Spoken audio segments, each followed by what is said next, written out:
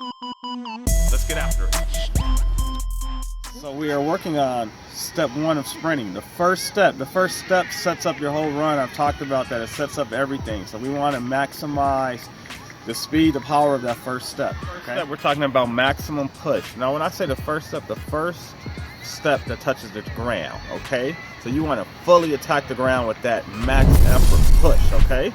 So I'm looking at first movement. What you are trying to do is use the beginning of that drive phase, that first step, to set up that second step, set up that third step. So when you hit your top end speed, you are really flying, okay? So it is essential and crucial that the first few steps are done right. It's like any math problem. If you don't get 1 + 1 is right, you can't get 2 + 2 is right. You can't progress, okay? Okay, so we do a drill.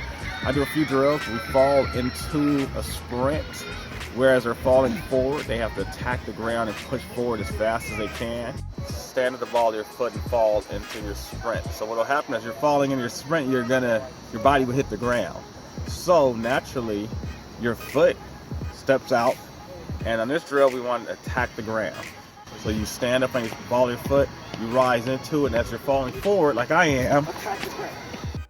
So remember, sprinting, you just imagine yourself as a train, and you are the lead car, the lead engine on that train. You're gonna pull that whole metro rail or subway, okay? So you've got to be in a forward position to push, or if you're a train, to pull that car behind you and do it fast, okay? So that's why we're doing this. One unique drill that I do, I don't know if it's unique, but I haven't seen anybody else do it, and I think it'll really help you, is put your hands against the wall, okay? And you want to stand with your weight forward against that wall, and then you work on your legs pushing the ground, okay?